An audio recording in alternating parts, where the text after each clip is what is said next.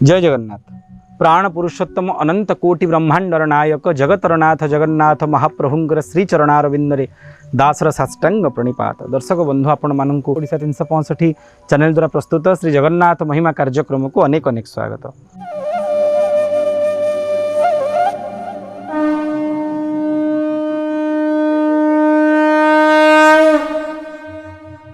आपण माने विगत अध्याय महाप्रभुंकर नंदी घोष रथ संपर्क में श्रवण करथिले एवं आज बड़ ठाकुरंकर तालध्वज रथ समस्ते जानती आपण श्रीमंदिर जी बड़वाड़ खाउंद बड़वाड़ मणिमा मालिक जी बड़ियार भुज बड़वाड़ शांत से जो रथ रे विराजमान करती ता ना तालध्वज।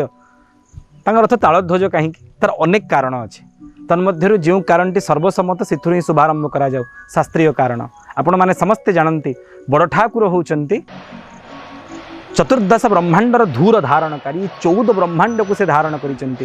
श्रीमद् भागवतम द्वितीय स्कंद मते बड़ ठाकुर स्वयं शेष अनंत आ शेष अनंतर मस्तक ये समग्र 14 ब्रह्मांड सर्षपैप सोरिष भाया अवस्थान करिथांती। माने बड़ ठाकुरंकर स्वरूप आपण एथरु अनुमान करि पारुथिबे। चतुर्दश ब्रह्मांड भुवन कोश ब्रह्मांड बड़ ठाकुरंकर मथा उपरे सोरिष भली दृष्टि गोचर होता है। इथुर आपण बड़ ठाकुरंकर स्वरूप को मने मने चिंतन करि पारुथिबे।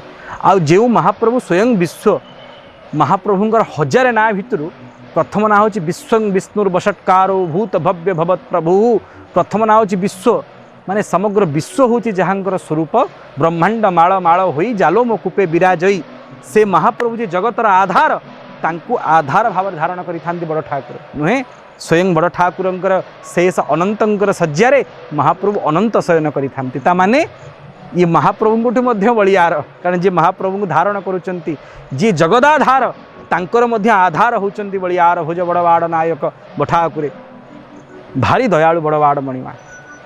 जो प्रभुंकर आकार प्रकार ए प्रकार जे जगन्नाथंकर मध्य आधार तांकु जो रथ आधार करी धारण करिछि ता विषय किए वर्णना करि परिबो कहंतु। से होछि तालध्वज ना कहीं तालध्वज शास्त्र ए प्रकार वार्ता प्रेरण करती। अस्ति हस्त तले नित्यं निर्मल तस्य दर्पण तले स्थित्वा असौ तालः तेन तालांकित प्रभु। बड़ ठाकुरंकर डाहाण हातर तले गोटे दर्पण थाए जो से दर्पणटी संपूर्ण निर्मल से दर्पण माध्यम बड़ ठाकुर 14 ब्रह्मांड को नित्य निरीक्षण करुथांती। कोठी सब ठीक ठाक अच्छे कि नहीं कोठी किछि विलक्षण विघटन व्यतिक्रम हो गला कि ताकू प्रतिक्षण अनुक्षण करुथांती भगवान बलियार भुज। जेणु से दर्पणटी बड़ ठाकुरंकर डाहाण हातर तले थाए से लगी यार होछि ताल। तल एक संस्कृत शब्द आगे निम्न बोली जहाँ कहते एक संस्कृत शब्द तेणु तले थिबारु से दर्पणर ना होछि ताल। आ ताल जहाँकर अंकरे माने देहरे अच्छी से दियंक ना होछि तालांक माने बलभद्र ना होछि तालांक। आ तालांक जो रथरे विराजमान करिवे से रथर ना होछि तालध्वज। अर्थात तालध्वज रथरु ही 14 ब्रह्मांडर धूर को धारण करती स्वयं बलियार भुज।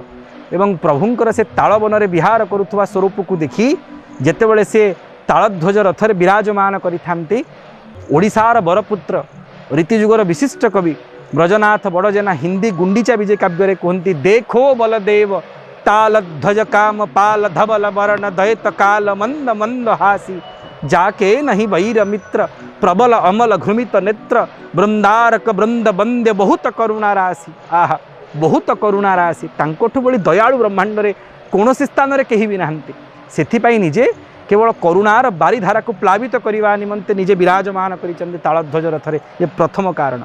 एवं द्वितीय कारण जेतेबेले प्रभु श्रीमद् भागवतम 10 स्कंद पूर्वार्धर वर्णना अनुसार तालवन विहार करुथिले प्रलंबा को बद्ध करिवा पई से समय देवता माने जेहेतु तालवन विहार करुचंती से लगी यांकु ताल ध्वज रथ प्रदान करथिले जे रथरे काले एक तालर चिन्ह चित्रित होता है सेथिलागी मध्य ताल ध्वज। यही दुईटी कारण शुणा मिलता है किंतु एतद भिन्न ये रथर आउ दुईटा ना ग्रहणीय गोटे हूँ शिरध्वज आ गोटे हूँ लांगल ध्वज। बड़ ठाकुरंकर दुई गोटी आयुध गोटे हूँ हल आ गोटे हूँ मुसल।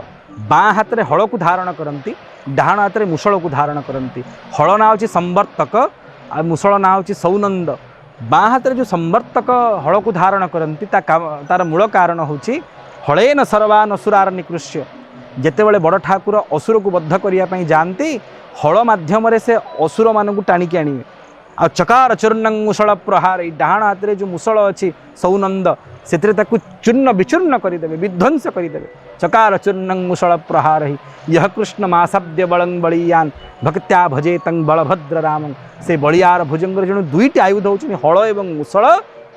सेथिपाई हलर अन्य एक ना शिर, सेथिपाई बड़ ठाकुर रथर ना शिरध्वज, आ हल को लंगल बोली कहती, से अन्य ना हूँ लांगल ध्वज।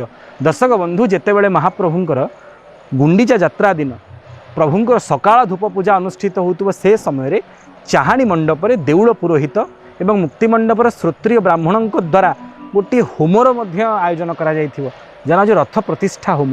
से रथ प्रतिष्ठा होम समय 3 जन देवता एवं 6 जन आयुधों को प्रतिष्ठा करा जहाँ श्रीमंदिर रूपकार सेवक निर्माण करिथांती।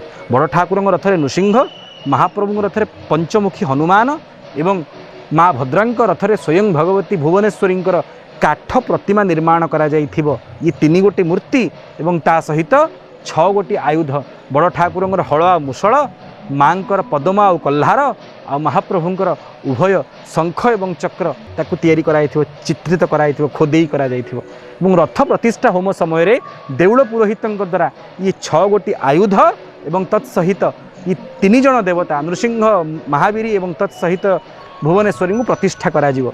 जेतेबेले रथ प्रतिष्ठा कार्य अनुष्ठित होउथबो कोठ सुआसिया सेवक माने जाई बड़ ठाकुर रथरे हल आ मुसळ को ध्वज देवता सहित स्थापन करेंगे ऊर्ध्व भाग में। जेहेतु ये ध्वजरे हल एवं शिर शोभायमान होती ता ना हूँ हलध्वज बा लांगल ध्वज बा शिरध्वज।